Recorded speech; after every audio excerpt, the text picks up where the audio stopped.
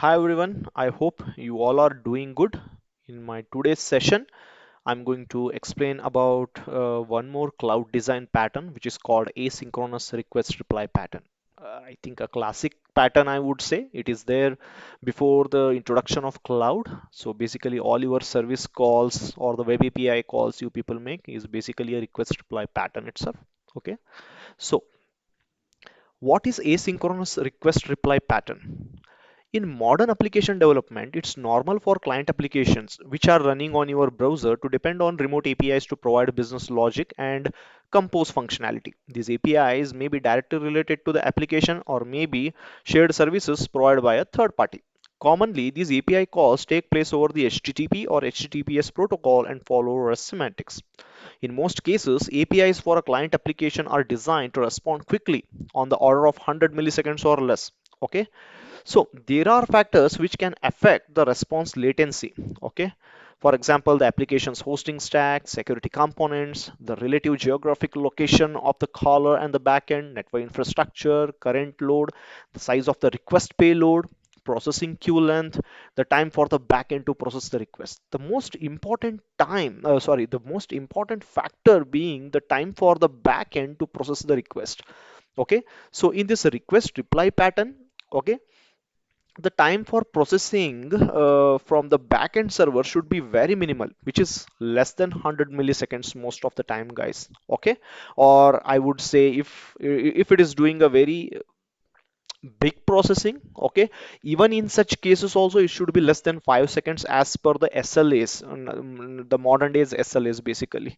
Okay, so what this asynchronous request reply pattern says is that in scenarios where if the backend processing takes more than 5 seconds, okay, for example it takes more than 5 seconds or takes, for example, takes hours to process a very huge request, which basically requires a lot of time to process because the nature of processing itself is very huge. So in such cases you can't hold on a connection with our current approaches like the web APIs or the reply pattern, where you simply make a API request, you hold on a connection, wait for that huge processing to complete, and then receive a response and show it on your web page. No, right, guys? That is not possible.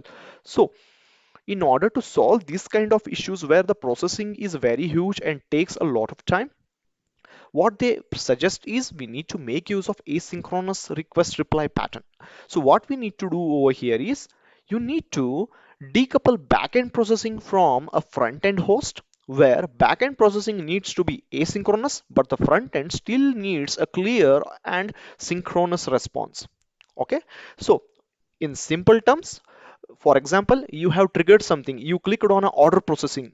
Okay, you simply click on the order processing button, process. Okay, so what server does is simply it will send you a quick response saying HTTP status code of 202, which is meant for accepted. Boss, I have accepted your request. Okay, so your front end can show a notification that the request has been accepted. Okay, you continue with your other work, whereas in the background Azure function or a background job will pick it and start processing. Okay, so when that processing is completed, again your client application will be polling. Again, I'm going to explain that in detail. Okay, so basically it will poll based on some criteria. Okay, so until the processing is not completed, okay, it will keep on getting a 200 response from the same API. Okay, so there will be one more endpoint which is called status checker endpoint. Okay, one endpoint which will accept your request. Okay, and there will be one more endpoint basically which is a status check endpoint which will tell your client application or browser that whether the processing is done or not. Okay, so until the processing is not done, it will keep on returning a response of 200, for example. Okay, so once the processing is successfully completed, it will basically send a 302 response, which is a redirect response. So basically it will send a response which contains some URI, again one more endpoint, okay, or a URL to a separate resource, okay, where you can find your ultimate results. Okay, so that's what this particular pattern is meant for. So what problems this asynchronous request reply pattern solve? As I already explained, in some scenarios the work done by a backend may be long running, on the order of seconds, or might be a background process that is executed in minutes or even hours. In that case, it isn't feasible to wait for the work to complete before responding to the request. The situation is a potential problem for a synchronous request reply pattern, as I already explained. Some architectures solve this problem by using a message broker to separate the request and response stages. This separation is often achieved by the use of a queue-based load leveling pattern. This separation can allow the client process and the backend API to scale independently, but this separation also brings additional complexity when client requires a success notification, as this step needs to become asynchronous in nature. Okay, so what solution asynchronous request reply pattern provide basically? Okay, so let's take the example of this particular diagram. Okay, so I will start from here. The client application makes a synchronous call to API, triggering a long running operation on the backend. Over here, the client sends a post request to the API backend or the API endpoint. Okay, so this is basically a trigger of long running operation. Okay, the API responds synchronously as quick as possible. It returns a HTTP status code 202, as I already explained, accepted status code, acknowledging that the request has been received for processing. Okay, so from here, a background job or Azure function will trigger, and that will start the background processing. Okay, the API should validate both request and the action to be performed before starting the long running process. Yes, this should be part of this endpoint, which basically accept that long running operation. It's that endpoint's responsibility. It should validate the request and the action to be performed before starting the long running process. If the request is invalid, okay, immediate reply should be sent as a HTTP status code 400, saying that the request itself is bad, we can't start that process. If everything goes well, the response holds a location basically. Okay, if the background process is successfully completed, the response holds a location reference pointing to an endpoint. Oh, sorry. The response holds a location reference pointing to an endpoint that the client can pull. This is basically a status check, guys. Okay, to check for the result of the long running operation. Okay, status endpoint. So once the long running operation has been triggered, okay, there will be one more endpoint, a status endpoint, which will tell whether that operation is completed or not. Okay, so just take an example of order processing. Okay, once order has been successfully processed, it is going to write some files to your blob storage. Okay, so or some storage mechanism where you can read the status and all its related details. So what happens is, once the request has been accepted, okay, there will be one more endpoint through what basically your client application or browser application will pull for the status, okay, whether it is done or not. Okay, so if it is in progress, in that case, the result is at not available. So what the status endpoint it does is, it will keep on returning HTTP 200 in order to indicate that the work is in progress. Again, you can make use of some other meaningful HTTP status codes like 404, like not found, in order to indicate that still the work is not done, the resource is not available, which you are expecting from that long running process running in the background. Okay, so once that processing is successful, see this timeline diagram. Again, you make a get call to this status endpoint. This time it returns a HTTP status code 302 with a location reference where you can find your end results basically. So what it does is, using this 302 response, it will read the headers, extract that URL or the location URL, goes there and gets the result. Okay, so that's what this pattern basically says about. Okay, uh, the API offloads processing to another component such as a message queue. For every successful call to the status endpoint, it returns a HTTP 200. Again, it's up to us. We can return 404 also. While the work is still pending, the status endpoint returns a resource that indicates the work is still in progress. Once the work is complete, the status endpoint can either return a resource that indicates completion or a redirect to another resource URL. Okay, for example, if the asynchronous operation creates a new resource, the status endpoint would redirect to the URL for that resource. It may be an image, okay, which you are processing, or it may be a file which you have constructed after doing a background job. okay, or it may be Excel file. So that's all about this. So this diagram basically explains that the client sends a request and receives a HTTP status code 202 accepted response, which triggers a background job. Client sends a HTTP GET request to get the status endpoint. The work is still pending, so this call returns HTTP 200 to indicate work in progress. At some point, the work is complete. The status endpoint returns 302, redirecting to the resource which it has constructed, and the client will fetch that resource at the specified URL. Okay, so when to use this pattern?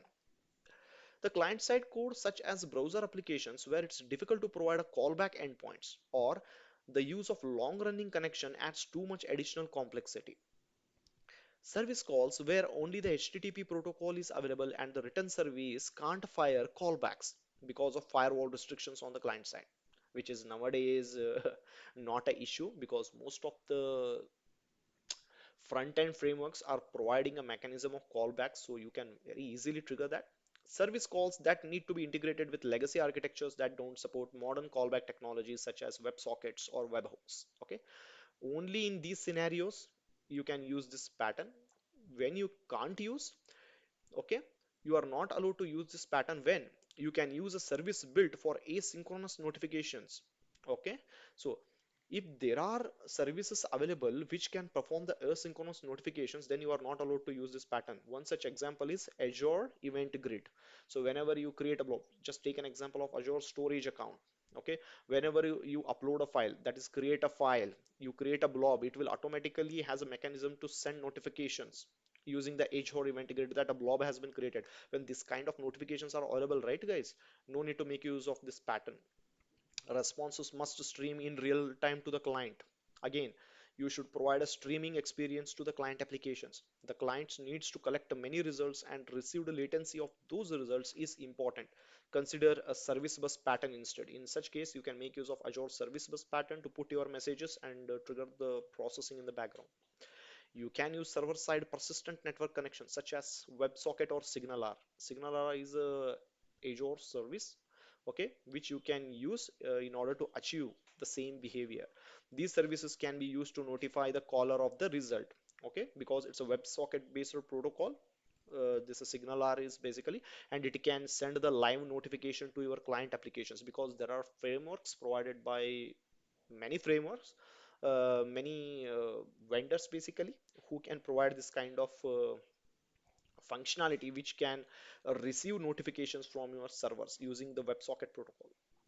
The network design allows you to open up ports to receive asynchronous callbacks or webhooks. Okay, when the network design allows you to open up ports to receive asynchronous callbacks or webhooks, in such cases also you are not allowed to make use of this pattern. Okay, one simple example I would like to show. There is a browser-based application, and there's a service bus, I would say. Okay, Azure service bus. So whenever you call a API, okay, the first step you call the API. Okay, it puts a message into your Azure service bus. Okay, and meanwhile immediately it provides a response that the request has been accepted. Reply with the status endpoint. Okay, then fourth, receive the message, and the background there is a Azure function which you will be listening to this Azure service bus, and it will trigger the background processing. Okay, process message, write results to blob Azure storage account. Once the result is successful, it will write a blob or a file to storage blob. Okay, then sixth, call the status endpoint. Once you have triggered this, you can check the status also, what's happening with this background processing. So this basically check for the blob if the result is available or not. If the result is not available, it will return 404 or HTTP 200 response to indicate that still the results are not ready. But once it returns a 302, that means once it checks for a blob and if it is available, then it will return a status code of 302 with the URL to that blob or the file in Azure storage account. Then the client can make use of that URL to show that image or file content results basically. Okay, so I hope this is the pattern which basically explains the asynchronous request reply. I hope it is useful for you people guys. This is the pattern which is mostly used in order to achieve asynchronous background processing in cloud basically nowadays. Thank you for listening and have a nice day.